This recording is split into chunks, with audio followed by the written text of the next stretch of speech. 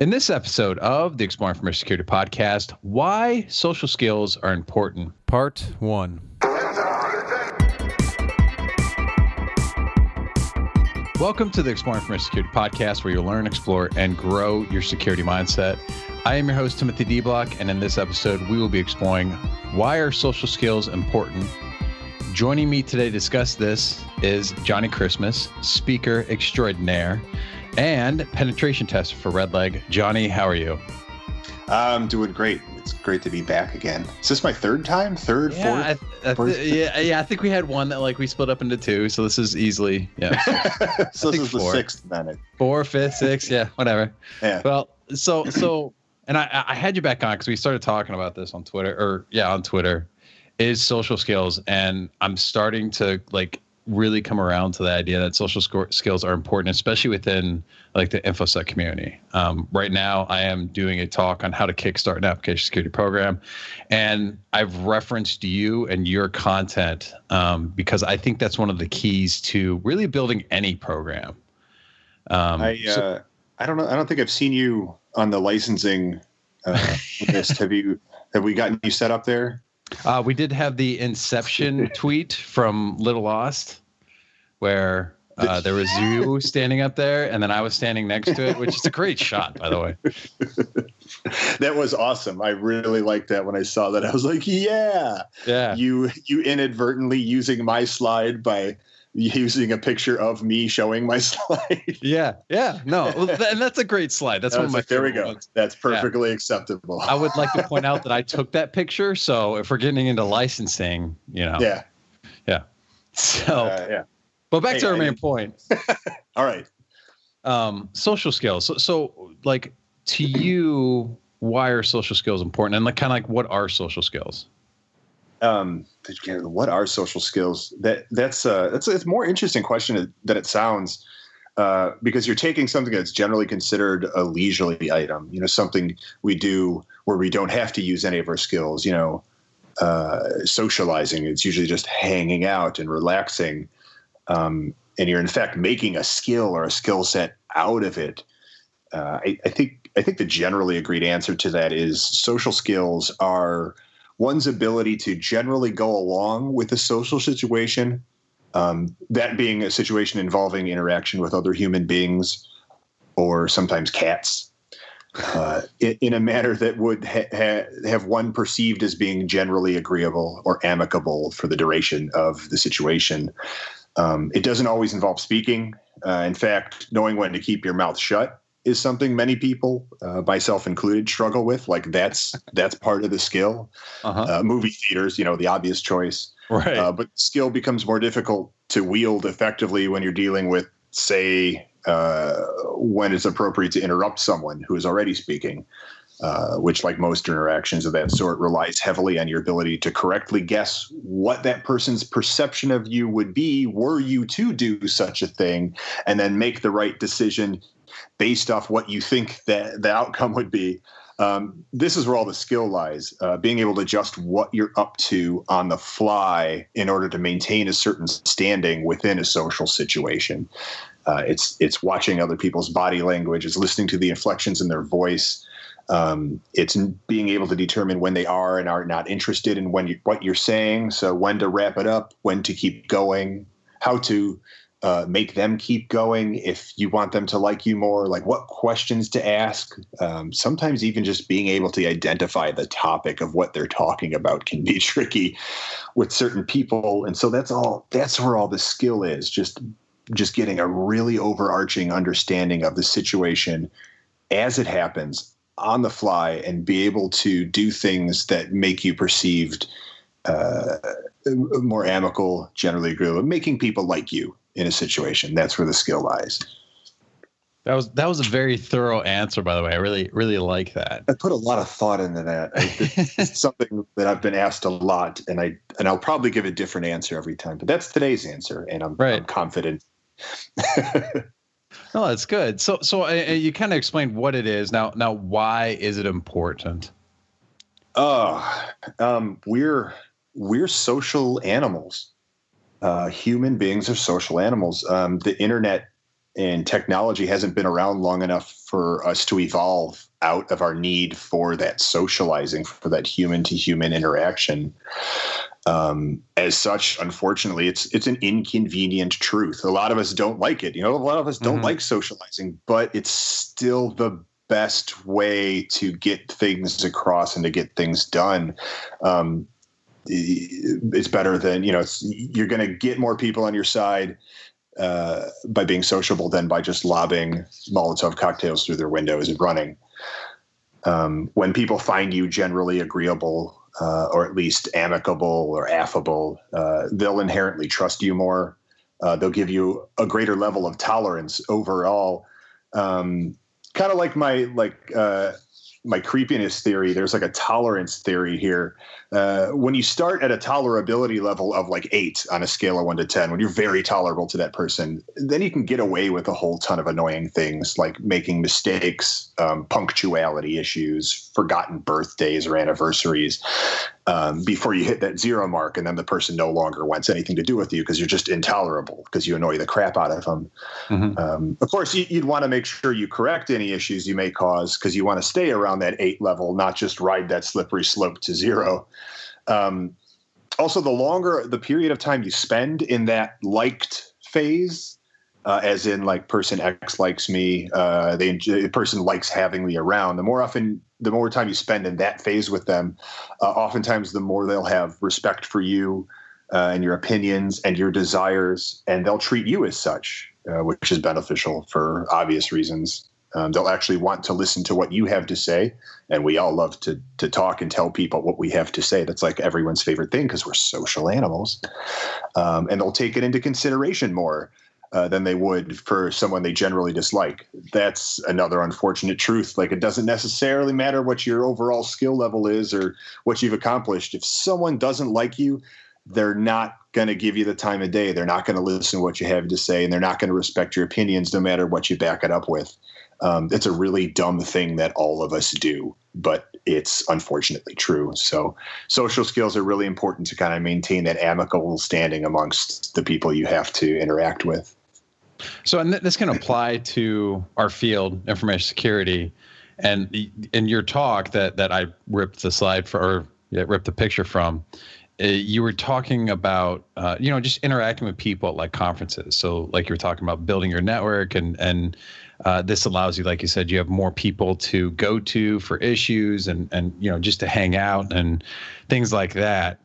But I've also found it like applies really well within working with other departments. And I feel like we complain a lot in the community about like this department not being able to listen to us, or interact with us, or, get something from a security. They're not doing this, I feel like social skills have become very important to make more of an impact within other departments as far as security goes. I mean, that's the eternal human cop-out. I mean, when we're bad at something and it affects other people, or even if it doesn't affect other people, when we're just bad at something, we love to pass the buck. We love to blame everyone else. And, just go, oh, that team doesn't listen to anything, forget them. Or that team doesn't know what they're doing, they're the worst.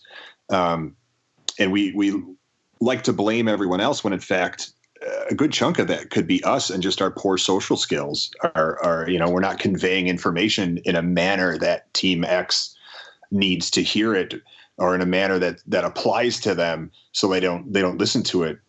Social skills in security at work, they're absolutely critical. It's not necessarily even security. This is all jobs everywhere. It doesn't matter if you're an accountant or if you work in HR. Like, this is like when you have to convey information to other teams, you absolutely need to be able to do it in a way that they find pleasing. So like I said, they tolerate and respect and listen to it.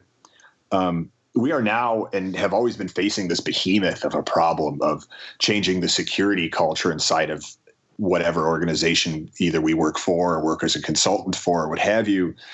For the reasons I just mentioned, you're going to need to be able to earn the trust and the respect of every type of person and personality out there, not only for convincing them that your subject knowledge is correct and applicable, but that they should care about it as much as you do. And I think that's really the core part there, is making them care about it. When I was a member of an on-site security team for various companies, my top goal personally was always to win over the esteem of the teams we had to partner with. Usually it's first, at least with the IT teams, because those are the ones you got to work with the most. Like in a security realm, you're working with your DBAs, you're working with your server admins, all of those people. So you kind of want to get them on your side first, and get them to actually care about security. And you do that by making them like you. And then once they like you, they'll actually listen to what you have to say and reluctantly sometimes take into consideration. So once I'd have that like IT ship sturdy, then I'd start working on the business, which is, as we all know, its own animal, in order to kind of create a level of security awareness that would thwart as many threats as possible before we had to unfortunately rely on the computers to pick up the slack, which computers are comparatively absolutely awful at.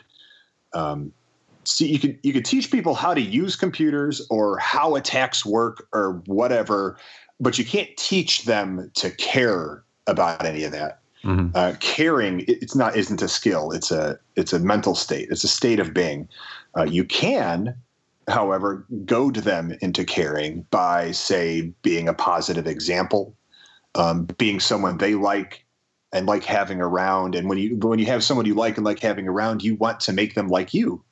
And so you want to do things that they like. If you see enough people giving a crap about phishing awareness, you're going to give a crap too, even if it's just because you want everyone to think you're cool like them and like, hey, they give a crap about security awareness. So, hey, so do I. Hey, look at this phishing email I found. When, a week ago, you could have cared less. You might have clicked on it just to see where it went. I've had those a lot. Oh yeah, I get that is very much a thing. I hear that excuse constantly. Yeah. But like when you create this culture of like, hey, all these cool people that I like give a crap about this, so I'm going to give a crap about this. It all starts with that one person. And so just being likable and, socially acceptable makes people want you to like them. And so they will do things that are pleasing to you in order to make you like them. And that's kind of how I operated that whole time. And it worked amazingly well. And it's not trickery or chicanery. It's how we operate. I wasn't tricking people into doing something I didn't believe in. It was, something that needed to be done, and it was in everyone's best interest. And it was just saying, hey, I understand why this is the pain in the ass to you and everybody. And it takes a lot of time out of your day because there's far more quicker ways that we could be doing all these things. But hey, just come along with me on this. Like, I know, like, this is what I got to do. This is what we all got to do. And when we all do it, it's going to be cool. We'll all be fine. We'll have a great time. Let's just get this out of the way. And it works really well. Like once you just kind of like click with everybody and get them on your side. So absolutely critical to use social skills and security, especially in a realm like security where our whole job is just to say no to everybody. Yeah, it's just critical because right. you're the dad of IT. No, turning the car around. Yes, yeah. You can't be the angry dad. Nobody likes angry dad. That's why everyone goes to mom. Yep. Yeah. So one of the things that I like to say, and to your point, is I say it's like social engineering, only in like a more authentic and genuine way. Yeah, it is. Social engineering is, let's define that. That's the act of participating in a social situation in such a way as where you can create the end result that you desire without anyone else involved in the social situation knowing that you're doing that.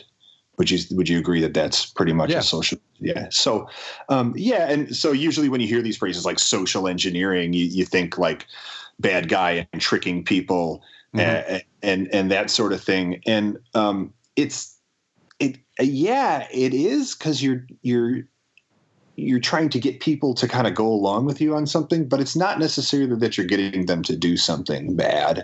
Right. Like we think social engineering is as like phishing and vishing, where you're talking something into doing something they know they're not supposed to do. This is you're just getting everyone on the right side of things. or at least what you think the right side of things is. Right. It's so, yeah, it is. It is social engineering. But I personally think it's weird that we have a phrase like social engineering, because it's something that we all do. It's something natural to being human. It's something natural to being a social, communicative animal. Some of us are just very bad at it in that we're very transparent, and it's easy to tell when someone is trying to get you to do something that they want, even though they're pretending like, oh, you can do whatever. But Right. yeah, so it is the same thing. It's just I don't like to use that term because it has such a negative connotation. And also that's part of it's how conversations and people work. That's why I like to add it's authentic and you're doing it from a genuine standpoint. I feel like it's got a lot of, and I use it too because I want people to help identify with this. Because, when we're talking about information security, and getting people to, if I say social skills or building relationships, people just like immediately turn me off. But if I say social engineering, that's something within our field that's cool, and people want to do because they want to break into this building, or like you said, fish someone or phishing someone. I feel like a lot of those same techniques can be used in social situations, and it's a lot of like what you talked about with like body language, giving people compliments, giving them positive feelings for what you want to accomplish. And you know what that is? When you use specific phrases like that to get people to become interested in what you're doing. What's that? That's social engineering. Right. You're doing it right there by using the phrase social engineering. Right. You are engineering a social situation to have the outcome that you desire. It's a dirty trick, Tim. And it's terrible. Well, it's completely working. Look, I don't like using exclamation points. I hate using them. Oh, they're the best. It's the silent salesman. Right. Exclamation points are critical to written communication. Right. But I mean, and they're so effective, it's so I use them because I know it's going to make the other person see me as excited in an email. Yeah. And when someone else is excited who we like, we want them to think we're excited too, so they like us. And so I'm going to get excited because you're excited and I like you. Right. And I want you to like me. Yep. Silent salesman. You don't have to say it. What I did is I get rid of all my Oxford commas so that I can use more exclamation points. Forget the Oxford comma. It's exclamation points all day. Right. Well, now you got to be careful with that one though. Like find someone that likes the Oxford comma. I'll take them off. I'll fight you.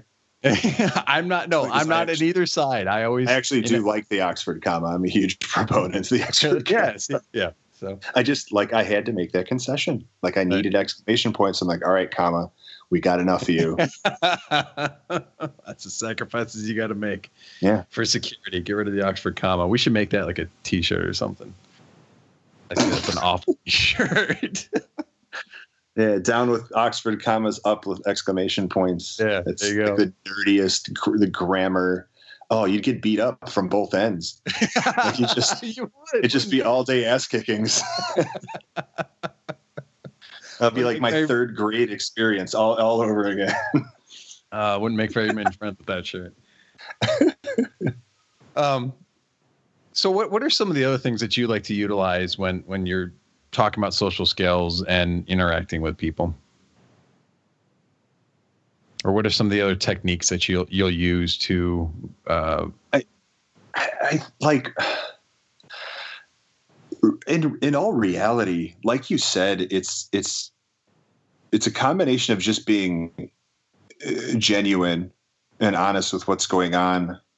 Like everybody gets on me like, oh, he's such an amazing speaker. You're the best speaker. I love watching you speak. Like I go watch you speak, even though I don't know what you're talking about, just because it's great. And they go, how did you get so good at speaking? Did you take speaking classes or are you just naturally good at it? And it's like, actually, all I'm doing is just getting in front of a microphone and just talking about things that I care about.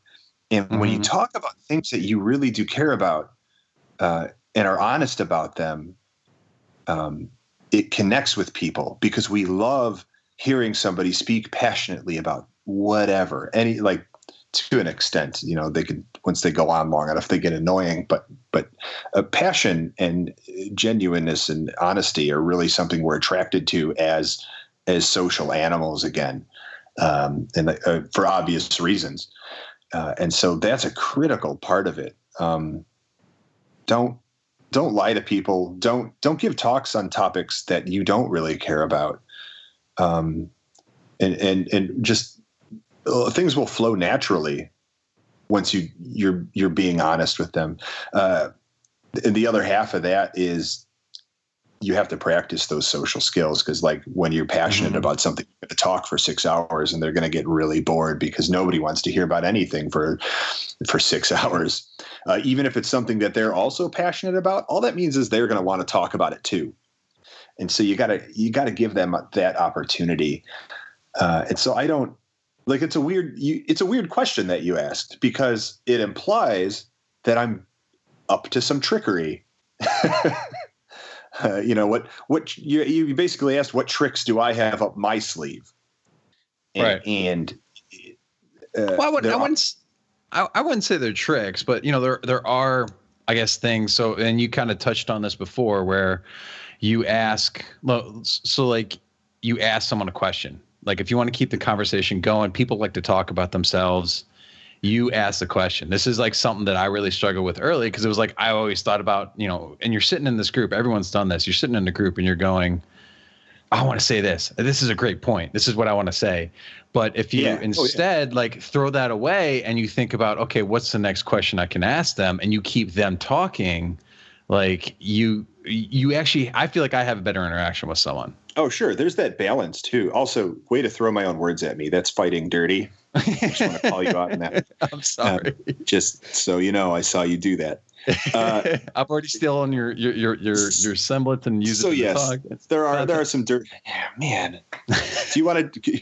Can I just send you some cat ears and you could start going to cons? I will not steal that. I'm sorry. Me and Lynn Tile have this plan where we're going to start going to non-Infosec conferences, like go to illegal conferences or something like that, and present as each other. And give each other's talks, and never tell anyone, and just send each other pictures of us doing it under their names. And that's, Lynn Tile and I are very much people who go out of our way to practice social situations like that, and improvise and put ourselves into situations where we're not comfortable in order to push ourselves beyond and become better at handling weirdness that crops up. We could talk a bit about that later. To go back to you throwing my dirty tricks at me, yeah, that balance of when you want to talk about something that a person's talking about, to let them know that, like, hey, yeah, I'm into that too. Here's proof that I'm into that, and here's a thing you might not know.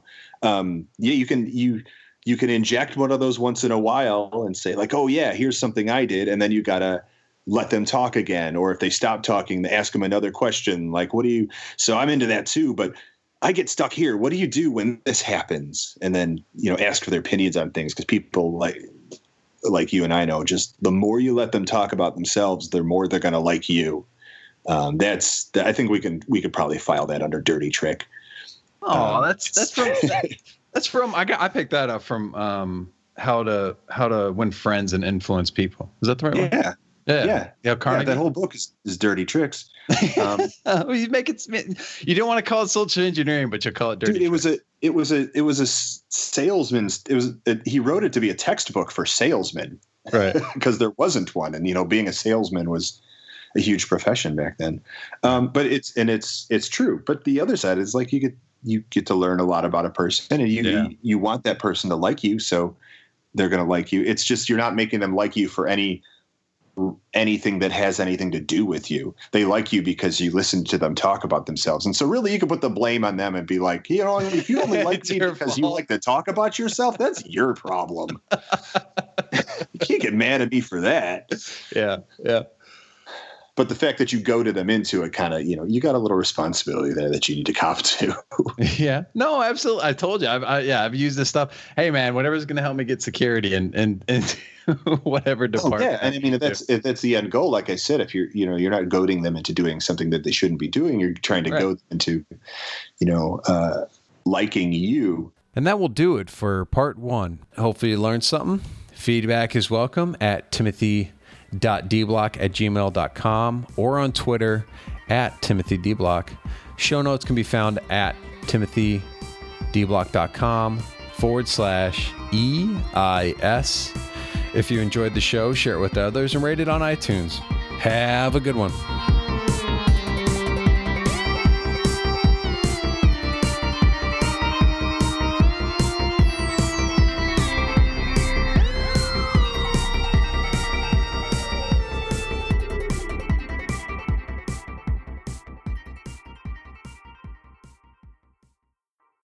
In this episode of the Exploring Information Security podcast, how to start a successful CitySec meetup, part 2.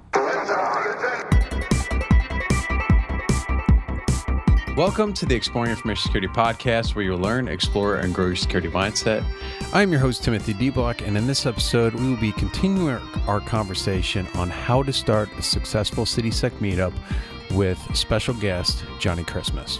And then we have Ideology, which is where we host ours, which is it's a nonprofit that's like, it's supposed to be like an incubator for like tech stuff, and so they encourage like groups and stuff. So if you can find one of those companies around there, they've given us the facility to, we get a projector, and if we need computers, we can get computers. But it's pretty much just an open space. We don't pay for it. And they also have a website that they host events, so we can post our events. And I've actually started seeing more people like coming in saying, "Yeah, I saw it up on the website." Cool, yeah. So things like, and they let us bring beer. So it's critical. It's crucial. yeah, that's one of the biggest things. So I'm always very I'm the first guy that will not drink with you. Like, if you don't drink, I'll hang out with you, not drink. That's cool. But most people want to have a beer when they're unwinding, and so you got to have a space, it seems, where like beer is okay to have in there. And I found most people don't get drunk, because if you're getting drunk at a meetup, you're doing meetups wrong. You're shooting yourself in both feet. Our 2600 group, Chicago 2600, actually meets in I believe it's a nonprofit space, but it is a space dedicated to IT stuff like that, and it's actually called Space. And before that, one of the places they met at was a place sponsored by the YMCA. It was just a YMCA building that gave them a room that they can use for free. And another place they met up was a highway oasis, in behind the bank kiosk, which is like, if you ever were going to host like a hacker meetup, especially like a 2600 one, which tends to be like more on the sketchy side of meetups. Mm-hmm. Can you think of a better like Mr. Robot style place than a highway oasis behind the bank kiosk at like 10 p.m.? That sounds like where dead drops definitely happen. Right. And it worked out great, and they were there for a very long time, because the Oasis has Wi-Fi. It's got tons of tables and chairs, and it's generally empty at 10 p.m. on a Friday. So it worked out. But for whatever reason, they moved out of there to a place back in the Loop in the downtown Chicago. Maybe for ease of access for Chicago people, I don't know. But they've been around forever. So wherever you can find it's got to be centrally located to your demographic. So sometimes that's not necessarily going to be where you live. You might have to drive a few miles to get to your own meetup. You want to location is key for getting the most people. If you're out in the boonies, you might like where BSides North is. You might only get 8 people regularly, but they might be 8 really cool people too. Otherwise, you're going to have to host it somewhere closer to civilization if you are just hell-bent on like having double or triple digit attendance numbers. All right. So I feel like we've talked about a lot of the topics that I wanted to cover. What other preparation, I guess, going back to when getting started, what were some of the challenges and some of the things? We've talked about spaces, we've talked about marketing, we've talked about sponsors. What else needs to be done to get something going? The space is really a big deal, and especially if you're hosting it in a bar, a public venue that caters to other people at the same time, which work out well. I really like that because you've got a wait staff. You're not bringing your own beer and dealing with all the mess and the cleanup. You don't have a room that you're responsible for cleaning up when you leave, and the next thing you know, everyone's gone and it's just you, and now you got to start sweeping. Well, I will say that our group is actually really good about that. We usually have like 4 to 5 people staying behind that help clean up. And that is important too, especially since we're using it for free. We don't want to trash the place. And then they're like, you can't come back. So and there's always someone who, you'll get someone one time who's going to trash the place, make everyone look bad. And, but BurbSec tends to use local pubs. And so the key ingredients for a really good meeting space in that regards are food and drink, for sure. You're usually like we host them during the week, and so it's usually right after work or an hour after work, and so people want dinner, they're hungry, so you want to make sure food and drink is there. So not just a bar, but a bar with a kitchen. You want to make sure that the wait staff and the bar as a whole is cool with divvying out individual checks for a group of X people. A lot of them are going to go, no more than 2 checks, per group. They don't want to be splitting, a check 30 ways. And that's not going to work for you because a lot of people are going to come and go at their own pace. And if you got people ducking out before the whole group ducks out, you almost always end up with the people who are left at the end paying a majority of the tab, getting screwed on the money. So you definitely want a place where everyone can get their own check and that's not a problem. And you want a place with wait staff that can handle a group of 10 to 30 people without freaking out on a Thursday night. And I would say the most important thing is that the volume level of the place is such that normal conversations can be had between small groups of people without having this blaring music going on. There's this thing that started in like 2005 or so that's gradually gotten more popular, where as the evening goes on, the music will get louder and louder and louder in the bar until like 10 p.m. when it's deafening and there's no way you're able to talk to anybody else in this place. And that was based off the study that came out around then that said when people can't talk to each other, they'll consume more as just out of nervous habit. And so if people can't talk to each other because the music's too loud, all they have left to do is drink, and then they'll spend more money drinking. And it was like, this was a psychological study, and it's totally true. And so that's what all these bars are doing, especially in like major cities. If you go into even a bar on like a Wednesday at like 10 p.m., the music is cranked in there. And you're like, what is this? Is this a club? I'm trying to have a beer. And that's why they want you to have 7 beers. They want you to quit talking to your friend and start drinking. This isn't a library. Well, that's a bad. This isn't a Starbucks. Get out. You go talking home. And so, like, you want to find a bar that's not going to do that. That, when 9, 10 p.m. rolls around, the music's still quiet or there's no music, so that you can still have these conversations, because the entire point of this is conversation. It's networking. It's catching up. You want to be able to talk to the guy next to you without having to scream. I've gone to some meetups and like woke up the next day and my voice was hoarse because I was yelling at the guy about freaking McAfee email gateway, like some mundane garbage. And now I can't talk at work on Friday because I was yelling at him in a dance club that I didn't know was going to pop up. So yeah, that's critical. Separate checks, quiet environments, good wait staff, food and beer. I would say those are your 4 necessary things for finding a great space for your meetup. Yep.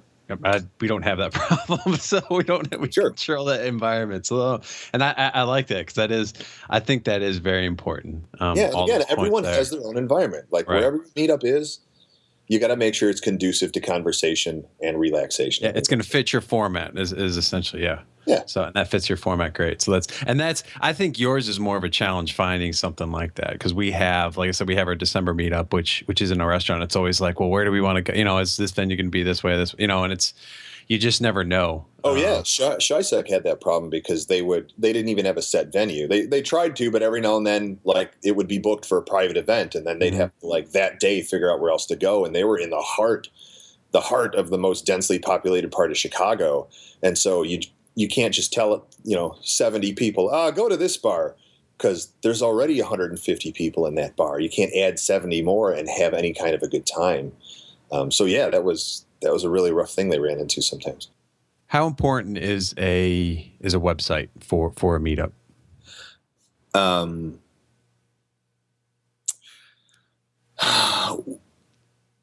Like, I guess, do you have? Sure. I should check the visitor stats. We have a burbsec.com, and that lists all of the burbsecs on it. And I don't even know what the visitation to that site looks like, and I can go check. It's all static information. We don't really change venues at all, so there's no need for constant updates to the website. It's more of it's a catch for the people who are like, hey, I heard about this burbsec thing. Let me check burbsec.com to see what's up. Like, it's just to catch those people who caught it, in conversation and decided to go Google burbsec or look at burbsec.com to see. So we want to just make sure that there's something there. I don't think that that's a thing many people do anymore. That's a very Y2K thing. Let me go look at company.com to see what's up with them. Now it's more like I just found out, at least out in Chicago, it's more, let me go look at meetup.com and see what InfoSec groups are out there. So it's definitely necessary to have a web presence. What that web presence is may vary. Currently, again, I'm a big fan of meetup.com because people are already there looking for it. And our Twitter accounts also have a lot of followers. Twitter seems to be big in the InfoSec industry and definitely big in Chicago. I know a lot of InfoSec people in Chicago who don't even actively post on Twitter. They literally use it as a news feed.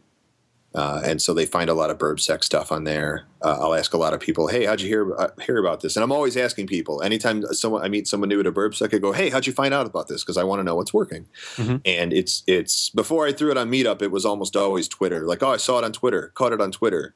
So Twitter works really well. And so those are my two main web presences that seem to do the best, are meetup.com and Twitter.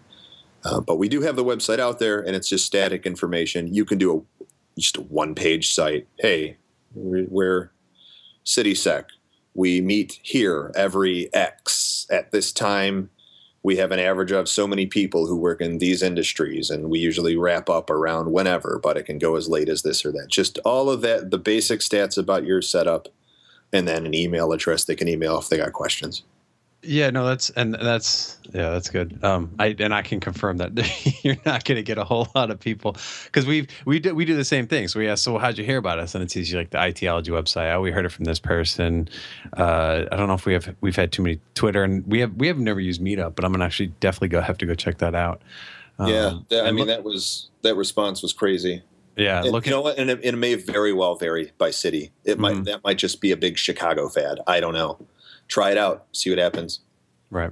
Well, and I'm looking at my traffic right now for a website, and we've got, we get 240 page views in February, but that's just the month. So right. 240 versus the 15 people who show up. Like, that seems like there's a lot of interest being generated for you there. Like I said, we have it on our business card. So it's, like you said, it's got a lot of static information. I update it with pictures from time to time. And I also do our meetup agenda. And then, so I can just essentially, instead of writing out like a long email, because we have a listserv too. I don't know if you guys have a listserv. No, but we started up a listserv, which is more like, it's an opportunity for people to share information or, share links and talk about it ahead of time or just during the month, because we only meet monthly. But then I also, throw our meetup and then like a wrap up. So if people that missed it, they can go there and see what we did, what we covered, and get a link to.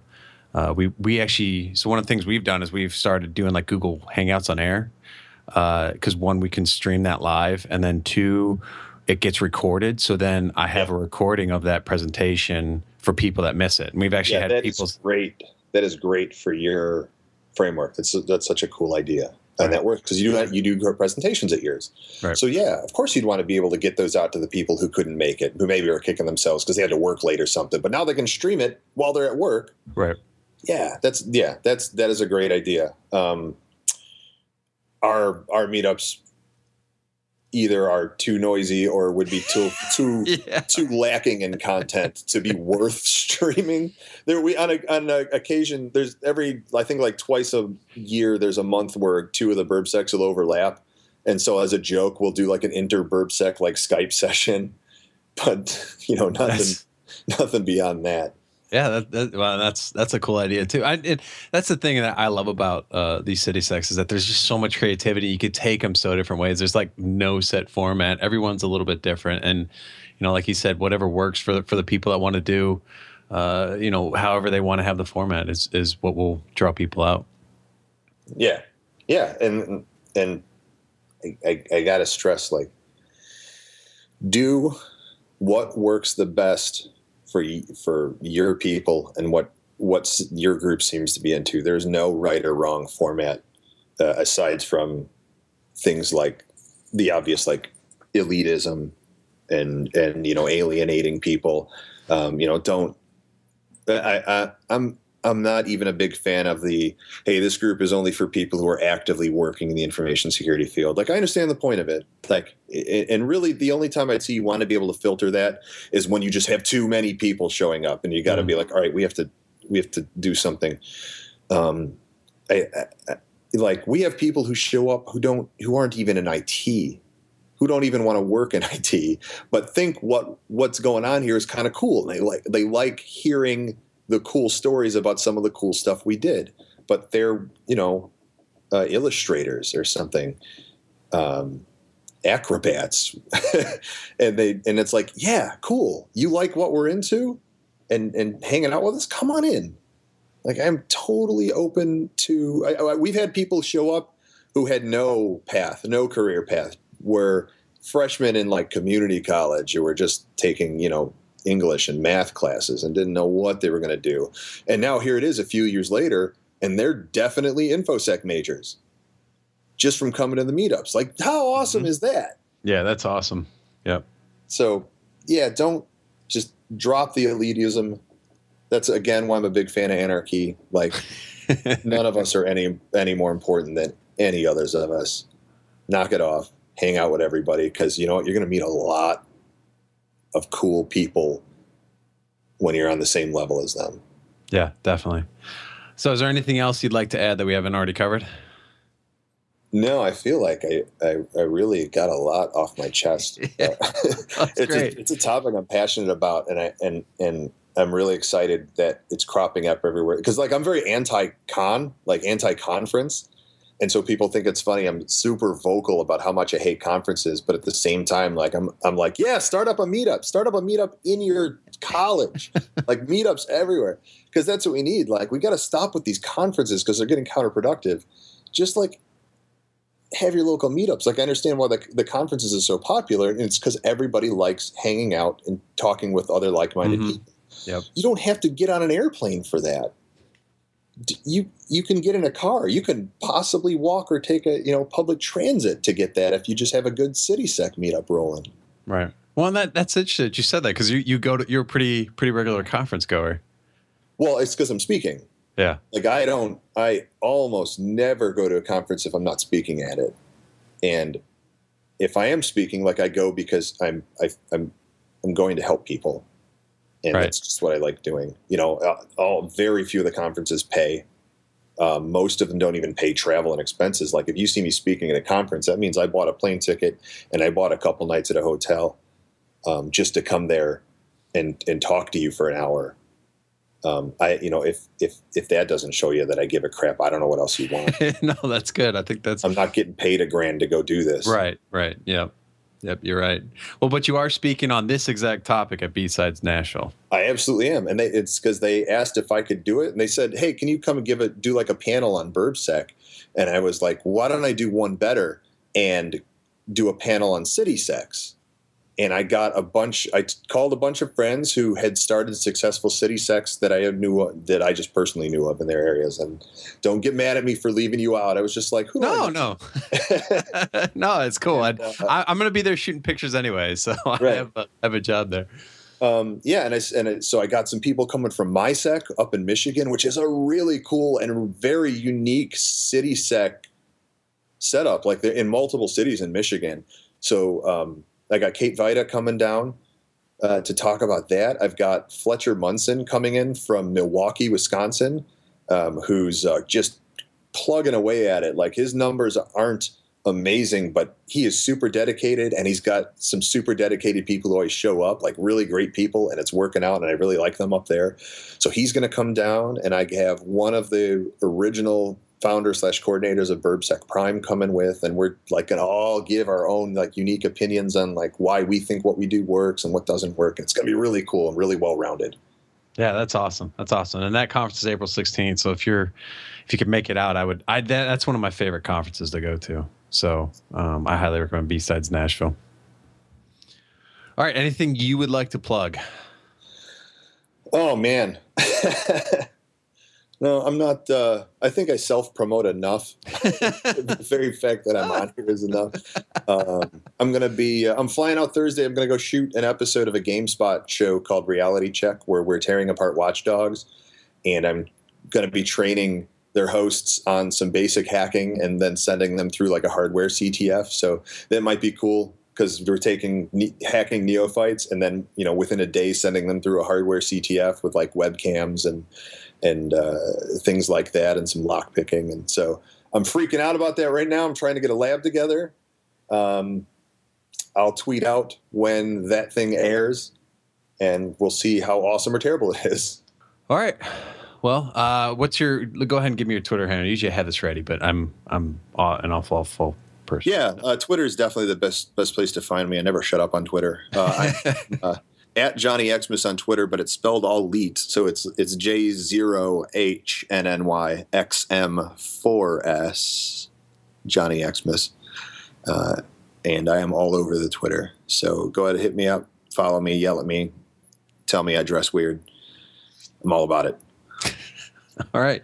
Well, that's going to do it. Thank you for joining me to discuss how to start a successful CitySec meetup. Yeah, thanks, Tim. Always cool to be here. And that will do it. Hopefully learned something. If you didn't, drop me a line on Twitter at Timothy D. Block. That's DEBLOCK, or email me at timothy.dblock@gmail.com. Let me know what you didn't learn and we'll cover it in a future podcast. Show notes can be found at timothydblock.com/EIS. If you enjoyed the show, share it with others and rate it on iTunes. If you'd like to donate to the show, check out my Patreon page at patreon.com/EIS.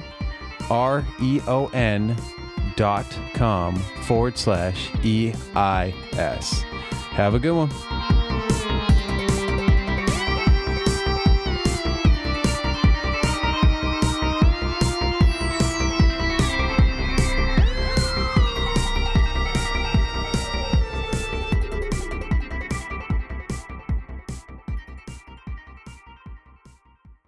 In this episode of the Exploring Information Security podcast, why social skills are important, part 3.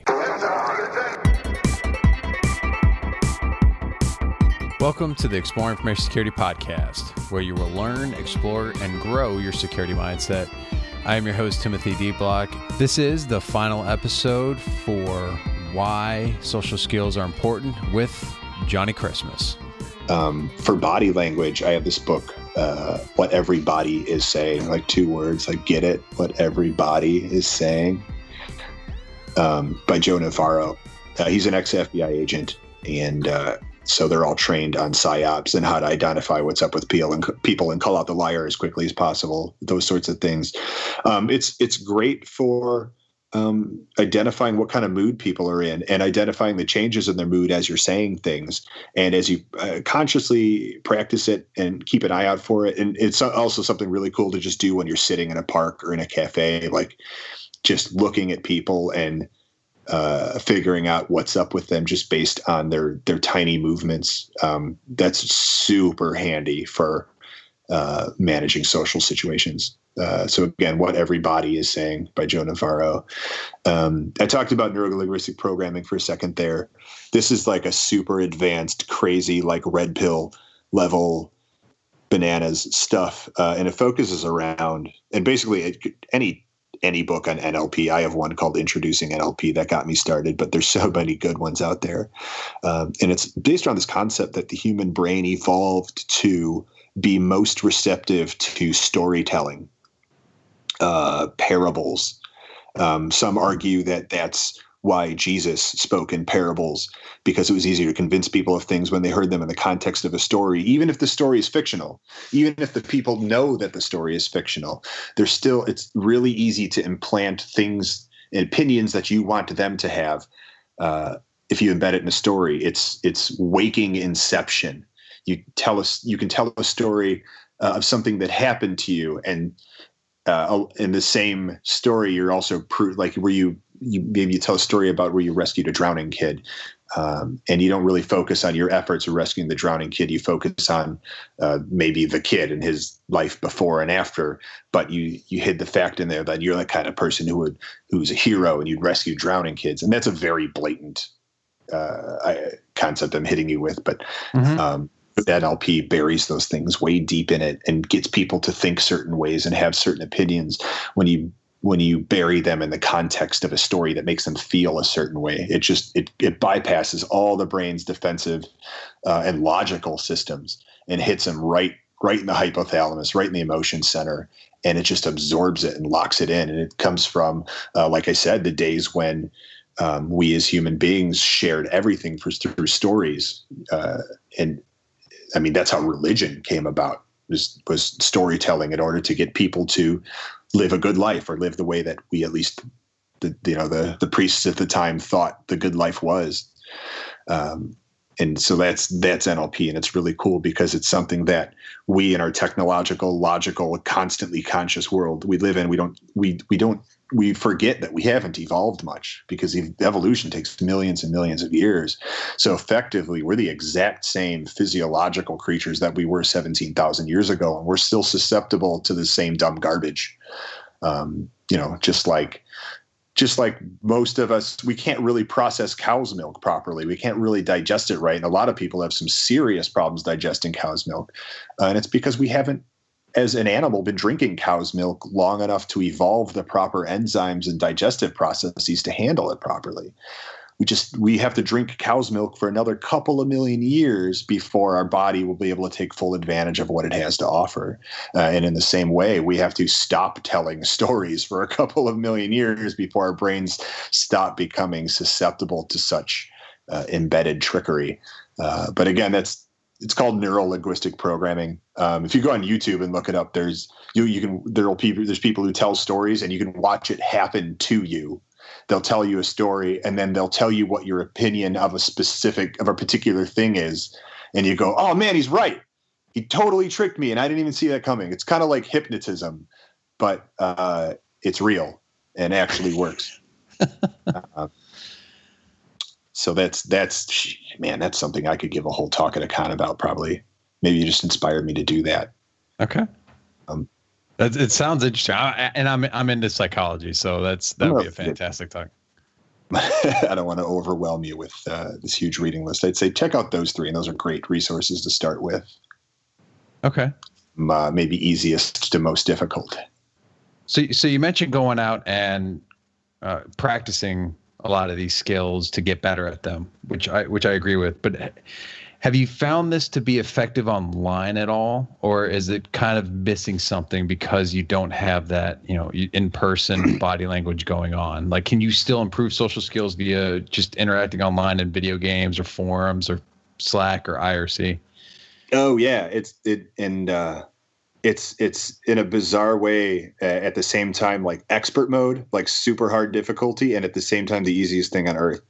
It's just, the problem is that it's completely different, and it's a lot of it online. It involves not saying too much.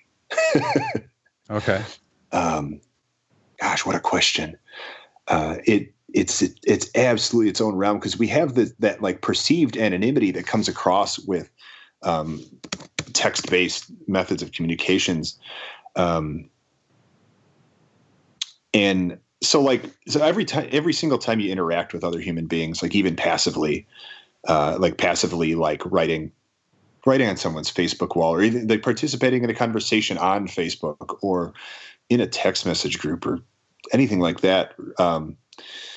I guess that's more active. Passive would be like writing technical documentation or security awareness training or emails that may be read by people who don't currently or won't ever know you. Like that perceived anonymity of text-based communications has caused us to become like absolutely horrible at communicating in a respectful, amicable manner with each other. As soon as like we see an email come in or a text message hit our phone, we already have this like subconscious level of disdain towards it before we even look at it.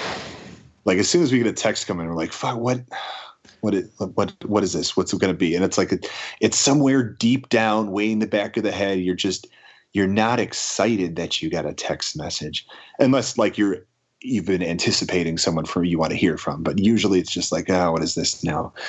Like, remember when people used to be excited to get a letter in the mail? Right. Like we used to lose our minds over the Sears catalog, and that was spam. That was, I mean, you and I are old enough to actually remember that. Yeah. Fun Johnny Christmas fact. I used to be a model for the Sears catalog when I was a kid. What? For Oshkosh Bagosh. I wore my little overalls. When I was like 6 years old. Who's got a Sears? Someone's got to have a Sears. What year is this? We've got to find this. I want to say early 80s. 80 to like 83, 84. Yeah. And all these hoarders need to go through and send in like a picture of this now. Hit us up on Twitter. Oh man, anyone who finds a picture of me modeling in the Sears catalog from the early 80s, I'll buy you a DerbyCon badge. Yeah, look at that. You can't even buy those right now. Hey, now you won't find one, so don't worry about it.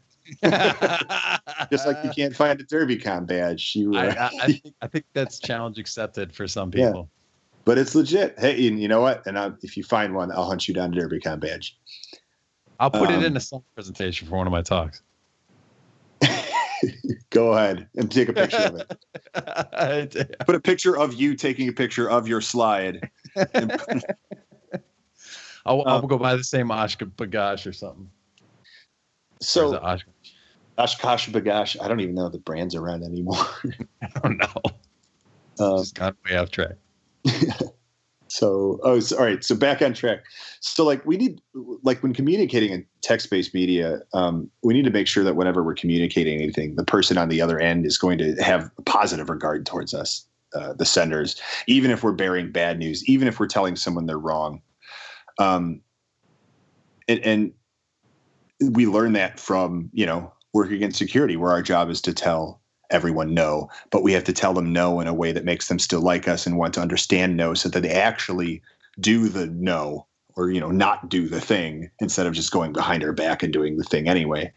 And so like when you're having conversations online and you see someone who's posting something that's blatantly wrong, that's addressed 5 different ways in How to Win Friends and Influence People. Yep. And you just do that. You do that basic stuff where it's like you have to go out of your way with the flowery language to make sure that you're like, they understand that you're not attacking their personal character or calling them stupid because you're pointing out that they're wrong. So like you acknowledge why that you think they understand that this to be true. However, what I have seen personally in my experience, that in certain cases, what you've stated has been shown to be false. And I'm paraphrasing, of course, but you have to do that. While in person, we can do that with our body language, with caring mannerisms. Our eyes show a lot, our faces show a lot. You have to convey those things in text. And so you have to just directly state things. You have to directly state that you respect their opinion, even if you don't. Right. Just them off, and it's generally irritating. And I just, if you don't have to do it, I recommend against it. But it's at the same time incredibly easy to navigate, and yet really, really difficult, because you have to just suck up so much pride when you're typing these things. When in your head you're like, this person is an idiot. Yeah. Well, I found in my experience that to not be true. However, I understand if you've found the opposite to be in fact factual. Right. Don't talk like that, because then they'll hate you even more. But you know what I mean. Unless you have a monocle and a top hat. Oh man, I wish those were the days. If we could have just, where did we go wrong? I don't know. Short pants is where we went. When we started showing our ankles, that society went south. We laugh at them, but they were right. They're all about cover up your ankles, and we think they're silly now, but I submit that that's where society really took a tumble. Yeah. Put your pants on, kids. Well, is there anything else you'd like to mention that we haven't already discussed? Yeah, but this is something I talk about for 6 hours. I think we've definitely covered a lot of basic and intermediate and even some advanced stuff in here for people to get to work on. I think the big topics of you have to get out there and practice. Everyone complains that they're just not good socially, and because of that, they don't go be social, and so it's just a self-fulfilling prophecy, or it's self-defeating. You're not going to get better at something you don't do. And it's the same people. It's the same reason guitars are really cheap on Craigslist, because everyone buys a guitar. If you're a white male from the suburbs, you have owned at least one guitar. And it's because everyone buys a guitar when they're 16, or they get their dad to buy them one or whatever, because they want to be a rock star. But then they find out they're not good at it, because nobody's good at a guitar, because what a weird thing to be naturally good at. It's not something a human can do normally. So you have to practice. And then they don't want to practice, and they go, this is dumb, I hate it. And they throw it in the closet. And then 6 years later, they sell it for pennies on the dollar. You can't just be going, I'm bad at being social, I hate it, it's dumb, and so I'm going to just throw myself in my closet. And then you're going to end up selling yourself for pennies on the dollar, because you didn't practice. And so I think that's got to be the number one takeaway. You have to practice. You have to push yourself. You don't have to be extreme as me and Lintile talking about presenting each other's presentations at conferences under each other's names, and that's expert level. But just like I said, starting conversations with strangers, learn some tricks, go have fun, and worst case scenario, they're a stranger. You don't ever have to talk to them again. So what's the worst that can happen? Other than the Fight Club mantra of you never really know who you are until you've been in a fight. You might even get into a fight and learn something about yourself. Right. not advocating, taking a swing at people, but just saying, if someone takes a swing at you, it's not the worst thing in the world. Right. Right. It's a weird thing to end on. So. No. Well, okay, so we'll end on this. One of the books that really impacted me was Feel the Fear and Do It Anyways by, I think, Dr. Jeffers. It'll be in the show notes. But one of those showed me that everyone has that fear. Like Johnny said, that he still has things he's working on, and still has anxiety about different things. I think we all do. And you always will. I think that was a big part of it. But recognizing that, and then going, okay, I recognize it, and then just going and doing it, and then you'll be rewarded, exponentially from that, and from each time you do it again and again, until it just becomes a little bit more natural, and that anxiety is still there, but it's a lot less. Mm-hmm. Absolutely. Yeah, I get behind that 100%. And just an addendum to that, there's some experts. So there's a book called The Game by Neil Strauss that one of my all-time favorite books, because it provides a context to show you how shallow human psychology really is, how simple of creatures we actually are. It also shows you the outright dangers of how social engineering for malicious purposes can ruin your own life. But a lot of people kind of gloss over that aspect of the book, even though that's the whole point. So I don't recommend people read it anymore. However, it's one of my favorite books. There's a statistic in there where this guy who's often agreed to be one of the world's greatest pickup artists, in that pickup artists, the guy he considers a successful pickup going from meeting a stranger to getting their phone number. He's got a 20% success rate. And this is the guy who is so famous for pickup artistry that he's had TV shows, multiple DVDs, multiple books that have sold millions of copies. And even he says, my success rate is 20%, 1 in 5. If you are getting a success rate of 1 in 5 people, like where you make some sort of connection with every fifth person you talk to, and connection being like you got some contact information, they would like to talk to you again. And this could be business contact. This is, not necessarily picking up dates, but just any kind of like you clicked with somebody. You made an acquaintance. If you're only hitting that with 1 in every 5 people, that's considered top tier. So don't let the 4 out of 5 failures make you think that you're bad at it. That's just how vastly different all human personalities are. You're only going to click with about 20% of the people, and that's okay. That's great if you hit 20%. That means you're pretty normal. So don't let that turn you off. Yeah, no, that's a great point. And that's one of the things I really learned is that it's I'm not going to click with everybody. I click better than other people, and that's okay.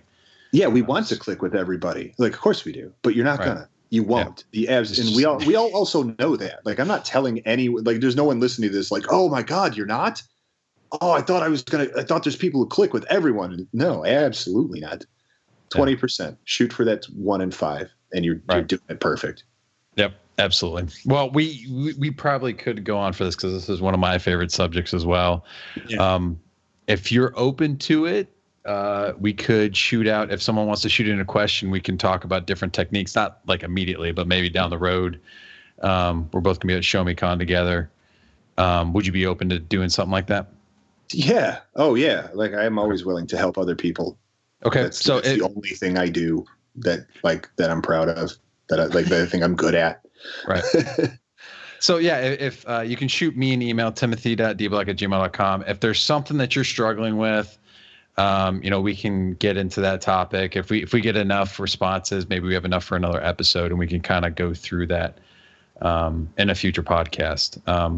But yeah, we're pretty much, we're way over time. I'm hoping this isn't a 3-parter. I can make it a 2-parter. But if it's a 3-parter, I mean, it is what it is. So yeah. What would you like to plug?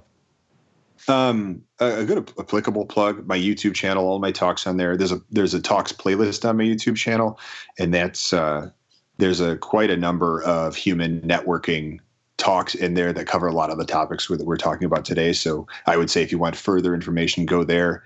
It's at youtube.com/C/Johnny Xmas. They make you put that C in there for custom URLs. I think it's annoying, but at least it's easy to figure out. youtube.com/Charlie/Johnny Xmas. Or I'm on Twitter at Johnny Xmas with a 0 and a 4, because that's how old I am. Old hackers, because they put numbers in their name still. So it's like J0HNNYXM4S.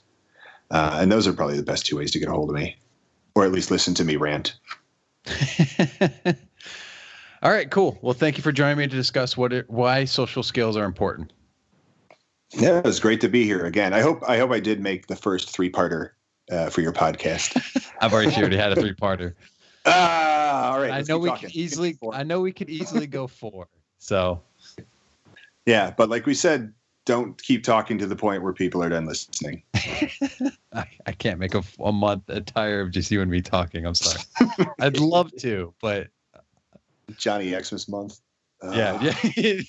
That's what I need. That. You still have the joke where I followed you around with the camera. Oh yeah, you did. Yeah. Who is this guy? Yeah.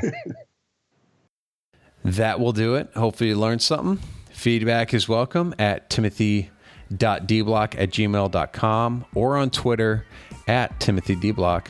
Show notes can be found at timothydblock.com/EIS.